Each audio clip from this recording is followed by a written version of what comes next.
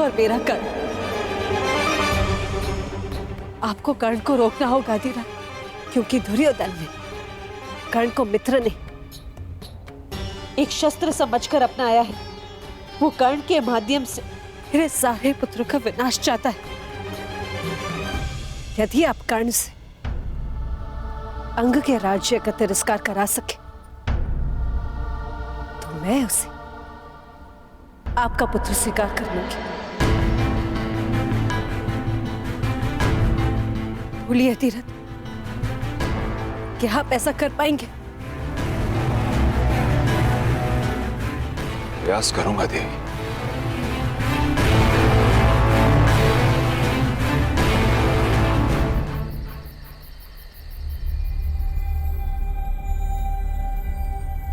ये क्या कह रहे हैं आप? वही जो तुम सब ने सुना। अर्थात आप मेरे अभिषेक में नहीं आएंगे? हाँ कर्ण, न मैं आऊंगा, न राधा,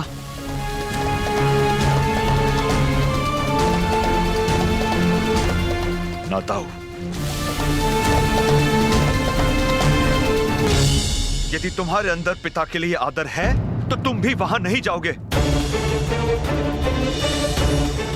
बुद्धि भ्रष्ट हो गई है तुम्हारी अधिराज। जिसका राज्य अभिषेक होने वाला है उसी से तुम कह रहे हो कि अपने अभिषेक में उपस्थित न हो। हाँ, क्योंकि यही उचित होगा भ्राताश्री।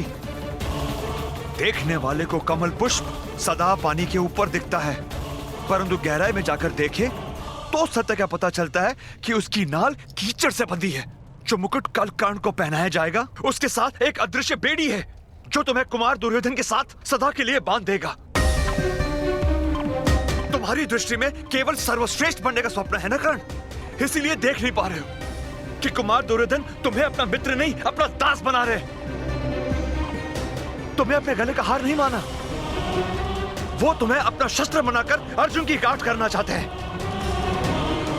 तुम शिक्षा के लिए घर छोड़ के जब गए थे तुम्हारा एक ही स्वप्न था, एक ही लक्ष्य था, संसार का सर्वश्रेष्ठ धनुधर बनने का। भूल गए वो स्वप्न? स्मरण है पिताजी, और यह भी स्मरण है कि इस सर्वश्रेष्ठ धनुर्धर के बाणों का लक्ष्य क्या था। लक्ष्य था परंपराओं और वर्ण का वो बंधन तोड़ना जिन्होंने हम सूतों को बांध रखा।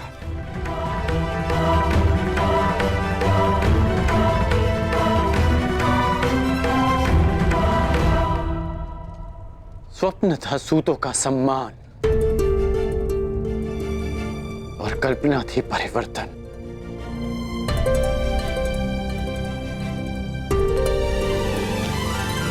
हो सकता है कि कुमार दुर्योधन की मित्रता के पीछे एक प्रयोजन हो सकता है कि वो मुझे एक शस्त्र समझकर प्रयोग करें,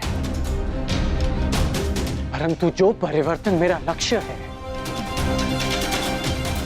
उसकी झलक कल मैंने कुमार दुर्योधन के व्यवहार में देखी, पांडवों के नहीं। पहली बार एक सूत को एक राजकुमार से द्वंद्व का अधिकार मिला। पहली बार एक सूत को सूत पुत्र नहीं अंगराज कर्ण कहकर पुकारा गया।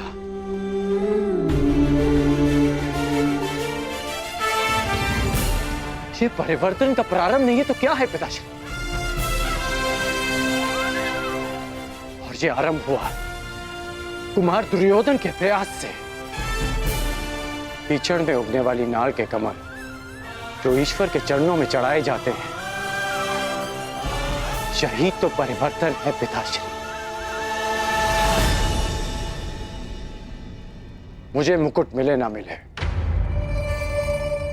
परंतु मैं कुमार दुर्योधन के बंधन में सदा रहूंगा।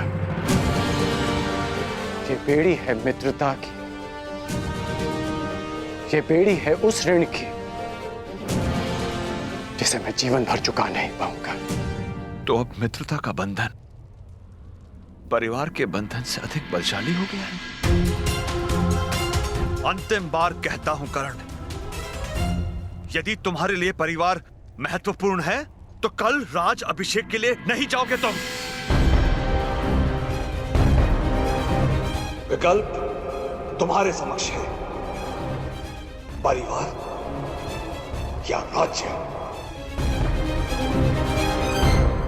ये क्या कह रहे हैं आप? पुत्र यदि उन्नति करे तो पिता उसकी पीठ थपथपाता है, उसके लक्ष्य के बीच नहीं आता। हम सबको इस अभिषेक में उपस्थित होना चाहिए आर्य। मैं जो बोल रहा हूं तुम्हारे पुत्र के भले के लिए बोल रहा हूं राधा। कर्ण मेरी बात माने या ना माने, परंतु मैं वहां नहीं जाऊंगा, ये मेरा प्रण है।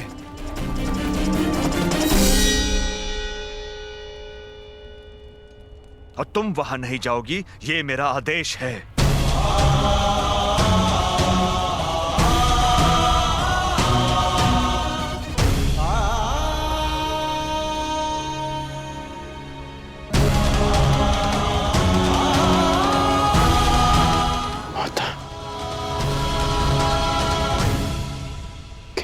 में नहीं जाएंगे?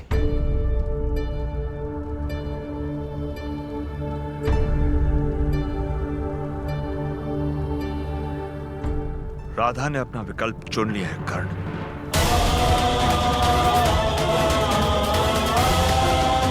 देखना यह है कि राधे क्या विकल्प चुनता है।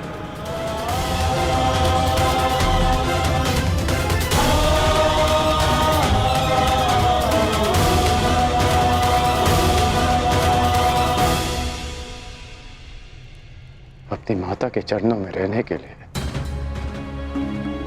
ये राधे देश तो क्या, संसार के समस्त राज्यों का बलिदान कर सकता है, परंतु उसी माता को मैंने न्याय और परिवर्तन लाने का वचन दिया है।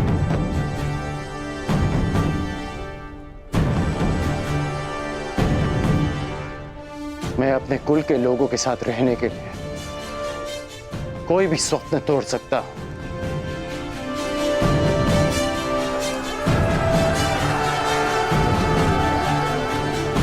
पर उन्हीं की आंखों से वो स्वप्न नहीं छीन सकता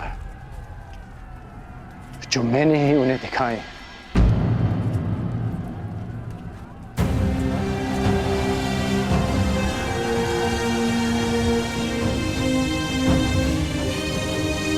इसलिए मुझे जाना होगा पिताश्री।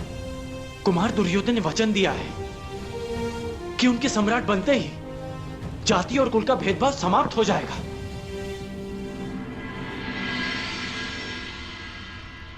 इसलिए मैंने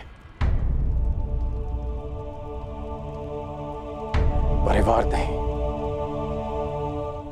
भेदभाव के प्रतिकार का विकल्प चुना है। मैं जानता हूं कि आप मुझे आशीर्वाद नहीं देंगे,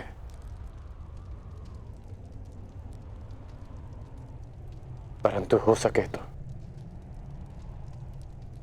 मेरी इस विवशता को क्षमा कर दीजिएगा।